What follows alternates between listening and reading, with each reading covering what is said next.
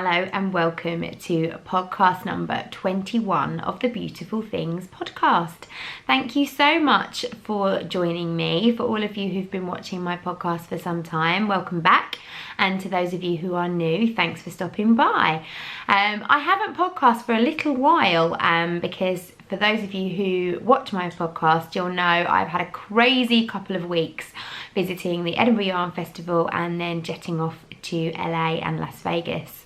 I've been back for a week, believe it or not, but what with jet lag and just generally feeling really a bit meh after having such a fantastic time for almost 2 weeks. I've had a massive come down and this whole week has just kind of passed in a bit of a blur. I've got nothing really done and I've just spent the time just catching up on sleep and generally trying to kickstart myself again. So today is Monday. I've been back for a week.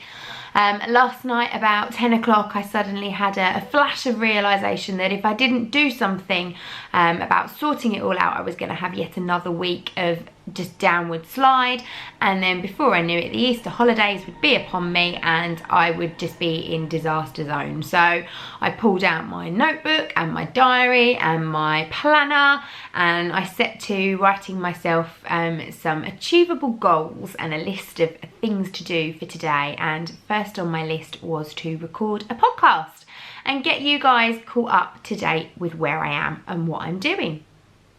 So firstly, I'd like to just say a little bit about what I've been up to over the last couple of weeks. For those of you who subscribe to my YouTube channel, you will have seen I've posted some videos, obviously a couple from the Edinburgh Yarn Festival and one from LA, and I am well aware that there is one from Vegas still in the pipe waiting to come for you, and that is due to be edited this week and I will get it uploaded, so you should be able to catch up with the last bit of my travels shortly.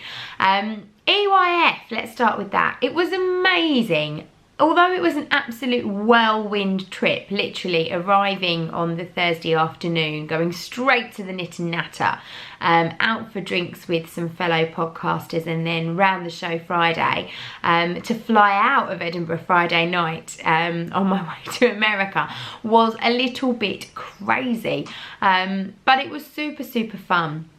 I have to admit it was lovely to meet so many of you. So many of you stopped me while I was around the marketplace at the festival to say hi, and at the knit night as well. It was lovely to meet so many of my viewers, but I think the great thing for me, obviously I was getting together with lots of podcasters who I already knew and I'd already met, like the lovely Vero from Along the Lanes, Katie from Inside Number 23, actually getting to meet some of the people that I've been chatting to and feel like I already know.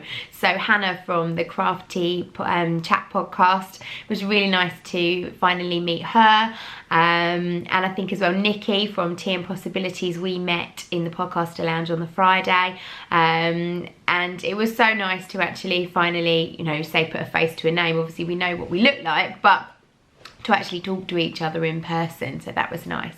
I had some great fangirl moments, I have to admit. I loved meeting Nathan, Socmatician, Kristen from Vulavine, that was fantastic. The guys had come over from America, so and Canada.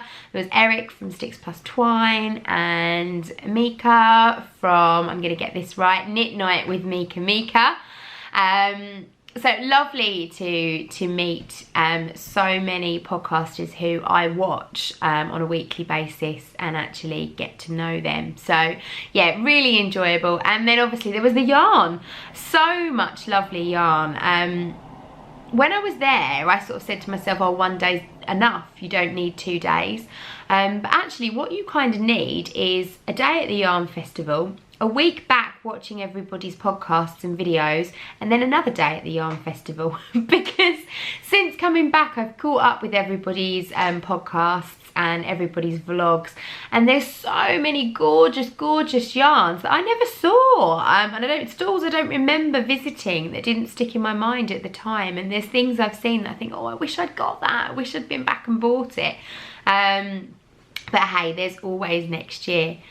So yeah, whirlwind time. I had a fantastic time in America. Did things that I would never have done, I think, had I just gone on a holiday for myself, going certainly alongside my husband when he was out there for work. There was things he did that obviously I got to take part in.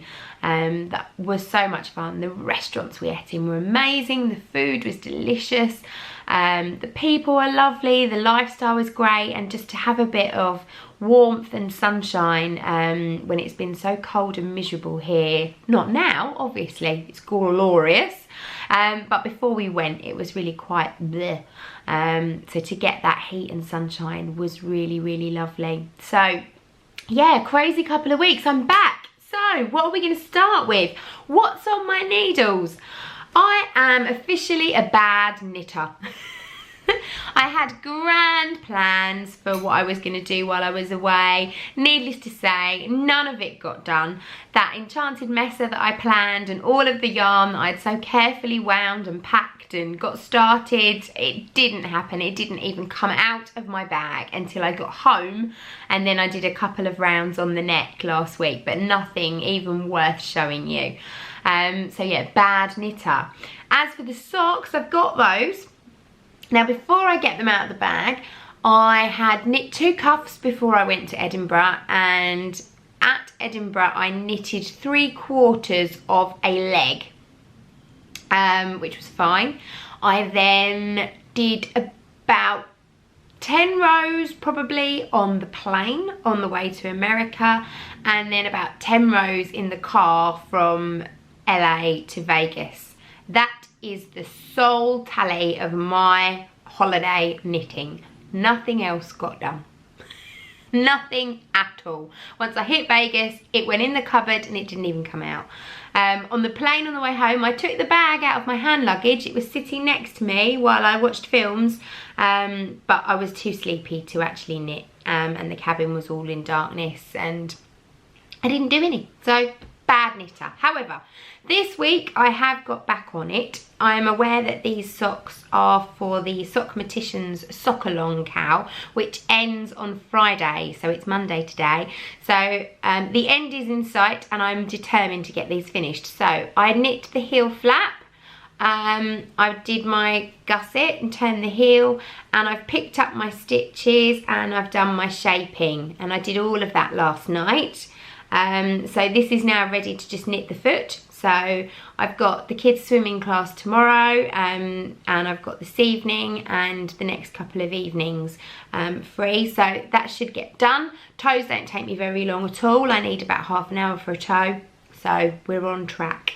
And as for the other sock, the heel flap is done and the shaping, the gusset is done. I just need to pick the stitches up, shape that, and then that's also in the same place. So that's tonight's job. So I'm feeling positive about these.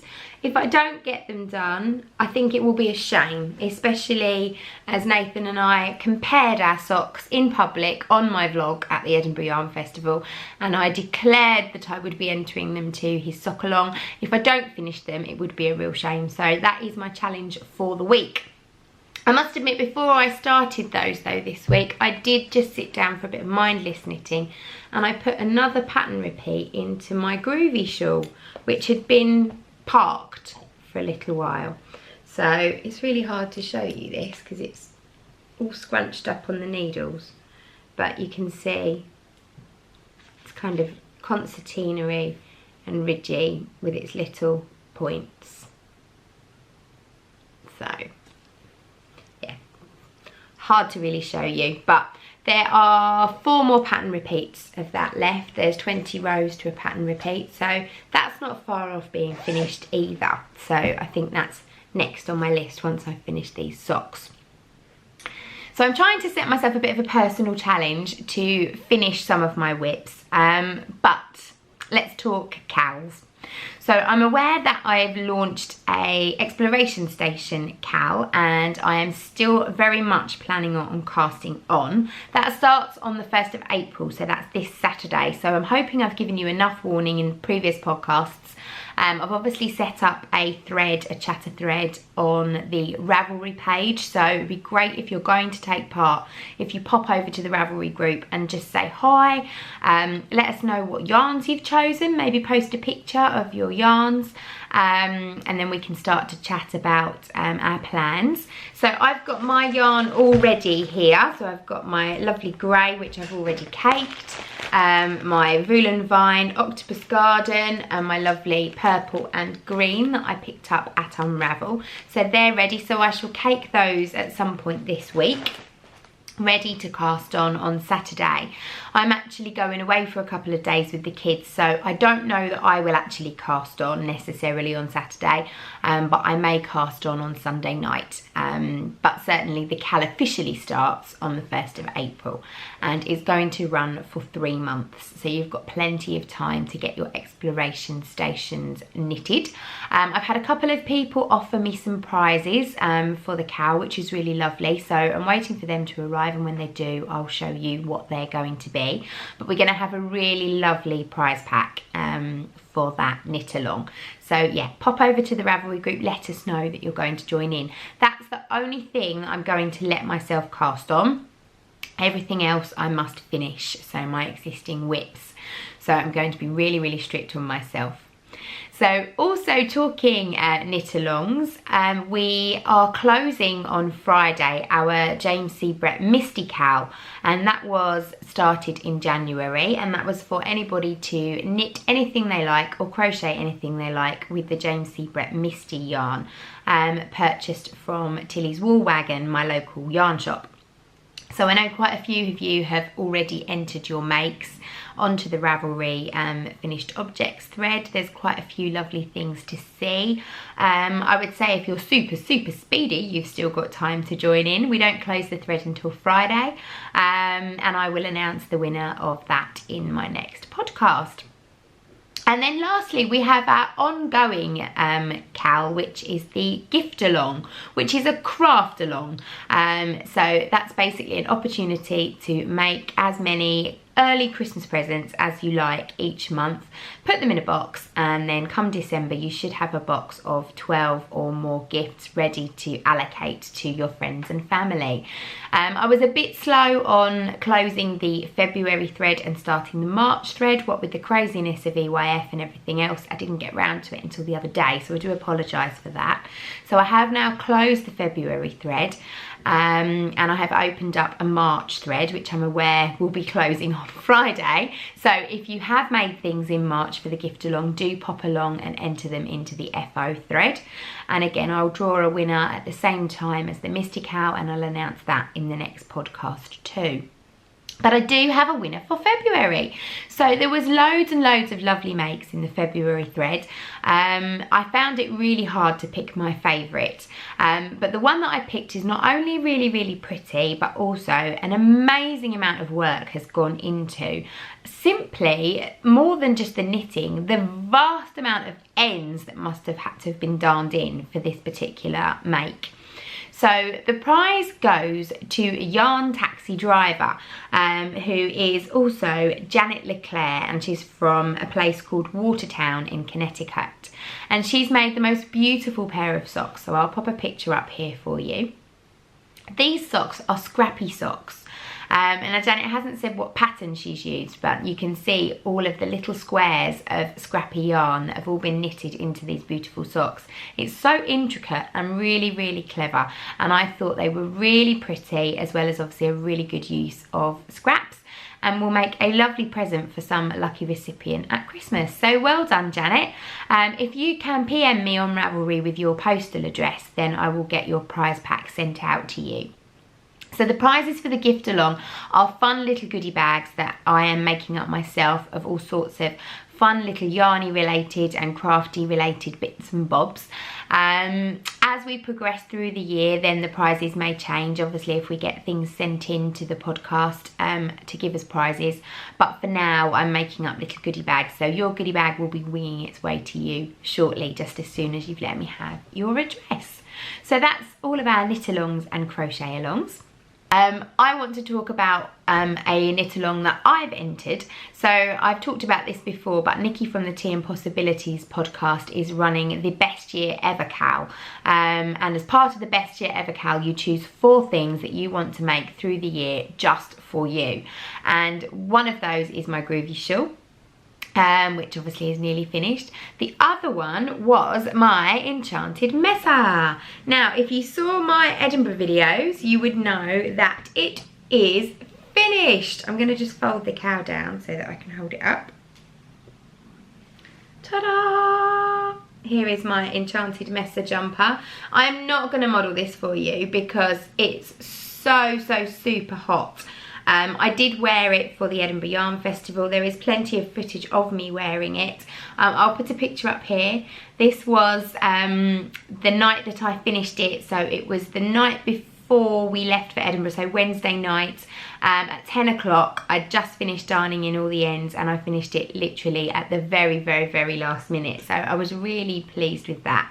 If you watch my first Edinburgh video, you'll see that I ended up blocking it on the hotel room floor, and my second Edinburgh video I actually go to see the ladies at Tool Yarns to show them my jumper. And another really good video that my jumper appears on, if you haven't already watched it, is Vero from Along the Lanes did a vlog of her trip to Edinburgh, and she catches me in the marketplace doing a little twirl of my Enchanted Messa and shows it off for me. So that was really nice. So I do love it, and it is going in the Best Year Ever Cal because I'm proud of it. It's a pattern that I followed completely by myself. I've had no help on whatsoever. I learned how to do a provisional cast on. I learned how to do yarn overs. I learned how to do lots of short rows. Loads of new things. All I will say is I don't actually love this jumper. And the reason is the colours just aren't me. I bought it as a challenge. So when I picked it up at Unravel, I saw the jumper, I love the jumper, I love the style, and it was very much going to be a challenge for me for the year, and that's why it's gone into my Best Year Ever Cal. Out of all of the colour packs, this one was the one that kind of appealed to me most because it was bright and cheerful, rather than sort of all greys or all greens or all blues. But I don't really like it, and I don't even think it really looks that great on me, which is a real shame, bearing in mind that it is nearly £100 worth of jumper and quite a lot of time went into it. So I'm not sure what I'm going to do with it at the moment. I've had a couple of people that have actually asked me how much I'd sell it for, and I'm tempted, but then I think, you know, it's something I am really proud of and it's something I should perhaps hang on to. I don't know. So I'm going to just park it in my drawer for the time being, knit my other one, which I think I'm going to absolutely love. And when I fall in love with that, then I might then decide what happens to this one. But I'm super proud of it. I'm dead chuffed that I got it finished for Edinburgh. It ticks a lot of boxes for me. So yeah, I don't hate it because of what it is. I just don't like the colours, really, if I'm honest. So, Enchanted Messa, but one for the Best Year Ever Cal. So I must myself pop over to Ravelry and post a photo in the finished objects thread, because I'm just as much of a culprit for not keeping on top of my Ravelry as other people are. So, that's that. So there's not really an amazing amount more to talk to you about. I do have an acquisition. I have to say again, I'm a really bad yarn shopper. I had grand plans when I was in Vegas to go and visit Sin City Knits and also to go to Mirage Fibre Arts, and I didn't make it to either of them.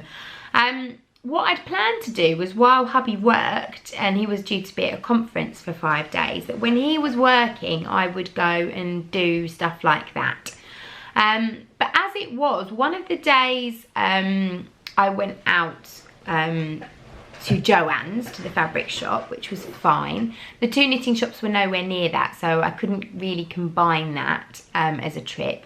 One of the other days that I'd planned to go out, I ended up looking after the partner of somebody that he was doing business with, and she was at a loose end. So we went shopping and went and had a makeover and got a bit squiffy on cocktails and wine, and generally had a nice day. So that kind of wrote that day off. One of the days I actually went to the conference with him because I wanted to see what he was doing, and then the rest of the time his work basically entailed eating out, doing lots of fun activities, and basically doing really cool stuff together. So I didn't actually have that time that I thought I would have to go out and visit those two particular shops. So I came home with a meter of 2 different fabrics to make project bags with, which is at work, so I haven't even got that to show you, and no yarn. So I'm sorry. I'm really disappointed. I know I had all these grand plans, but I do have one acquisition because something arrived for me in the post when I got back, which made me very excited, and here it is.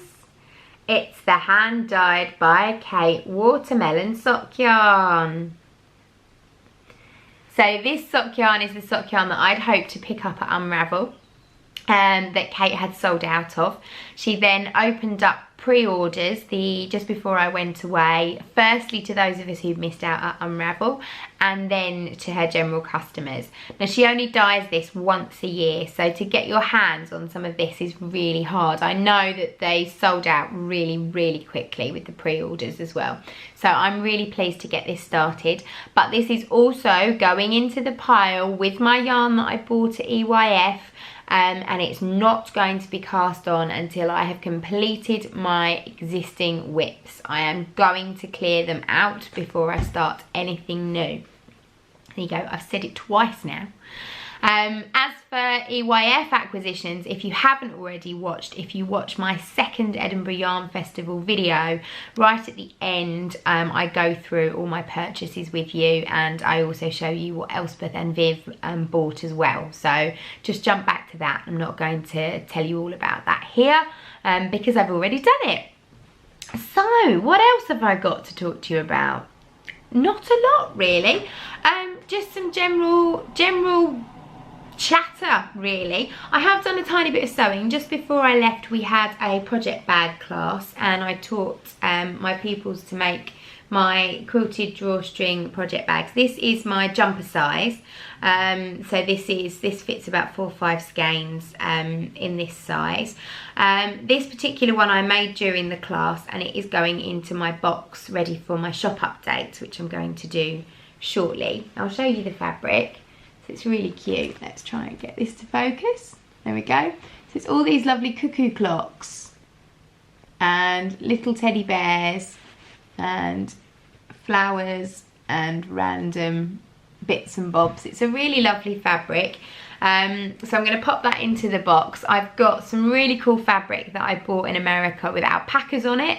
I've got some Super Mario fabric. I've got some cat fabric, funky cats.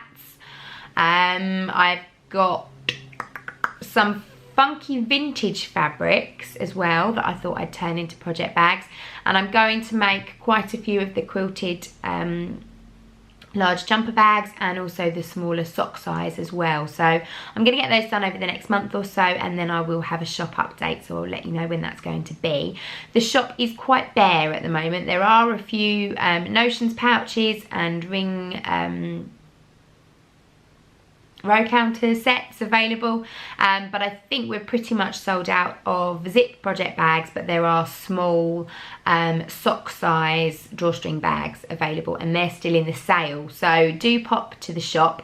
I'll put the link to my website along the bottom, so visit the website, and then at the top of the website it says in big capital letters shop, and when you click there, that's where you'll find any handmade project bags that I have for sale. I'm also going to put, when I do my shop update, some of my tea bag holders in there. Now if you don't know what a tea bag holder is, pop yourself over to Nikki, the Tea and Possibilities podcast, and look at her latest podcast, and you'll see the little birthday present that I gave her, of a little tea bag holder packed full of teas. And for all of you tea fans, they are an absolutely fantastic addition to your handbag. So I will pop some of those in when I do a shop update, so watch this space. I'm also starting to plan for my de-stash, my yarn de-stash, and I will be announcing details of that on the next podcast and sorting out dates and how I'm going to do it. So there are quite a few yarns that can be winging their way to new owners. So there is also a thread that I thought I might mention in the Ravelry group where you can ask me anything you like. So feel free to ask me any questions and I'll answer those on the podcast. And yeah, really that's it, to be honest. I have had a really lovely weekend. I don't know about you guys, but it was Mother's Day here in the UK and I decided that I didn't want to do anything mad. I didn't want to go out for lunch. I didn't want to have a crazy busy day. So basically I had a nice morning at home. I had a bacon sandwich and a cup of tea in bed. Had some lovely gifts from my kids. This year I'd said that I wanted them to go to the shops with Daddy and buy me what they thought I would like. I didn't want Daddy to do the shopping for them. It didn't matter if it was really small and token, that was fine. I just wanted them to think about it. So I got a new book from Izzy, which was a little bit random, called The Life of Goats and Sheep. It is a novel and it does actually sound really, really good. So I'll report back on how I get on with it, but that did make me laugh. And 2 lovely boxes of Lindor from Tom, which I love. So they've already been tucked into. And the Ladybird Book of Mum, which is very, very funny. So I am thinking about doing a little book review soon because I have actually read quite a few books already this year, which is very unlike me. But I'm enjoying spending a bit of time reading, so I will show you some of those in a month or so's time once I've finished a few more. So my plans for the next week, I've been on a major declutter in the house. I did it at work over Christmas and I'd said that once it comes to the spring, I was going to do it at home too. And so far I've managed to clear out the garage, I've cleared out my wardrobe, I've cleared out my bathroom cabinets. Gosh, the stuff that's in there. I urge you, go and look in your bathroom cabinets and see how much stuff you just don't use that's gathering dust. I did the same with my makeup drawer and my toiletries drawer, and I've cleared out bags and bags of stuff. So next up is the kids' toys, but I need to try and get a day when they're not here. So the nice thing by clearing the garage out means that anything that's worthy of a boot sale has been able to go into the garage.